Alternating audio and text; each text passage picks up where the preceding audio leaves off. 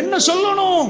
அவங்களுக்கு ரஹ்மத் என்ற இறக்கையை தாழ்த்திட்டு நீங்க அல்லாஹ்ட்ட துஆ கேட்கணுமா? யாரோ சின்னதா நிக்கிற நேரம், எல்லோரும் தூங்குற நேரம், எங்க உம்மா என்னை எழும்பி எனக்கு பால் தந்தாங்க. எனக்கு ஒரு நோய் வந்தா பதறிக்கொண்டு வந்தாங்க. நாங்க ஐசியூல இருந்தா அவங்க 4 நாள் தூங்கவும் இல்லை, சாப்பிடவும் இல்லை. அந்த உம்மாவுக்கு ரப்பிர்ஹம்ஹுமா கமா ரப்பயானி ஸகீரா, சின்னத்துல எப்படி எங்களை பார்த்தாங்களோ அப்படி அரக்கம் காட்டியா அல்லாஹ். ஒரு மைண்ட் செட். நீங்க நினைச்சத கூடாது சும்மா இருக்கிற நேரம் கேட்கறதுவா இல்ல, அவங்க பேசினாலே பிரச்சனை வந்துரும். யாருடைய ஆயுளை நாம் இழுத்து போடுகிறோமோ அவர்களை படைப்பின் பொட்ட பக்கத்துக்கு எல்லாம் மாத்துறான்.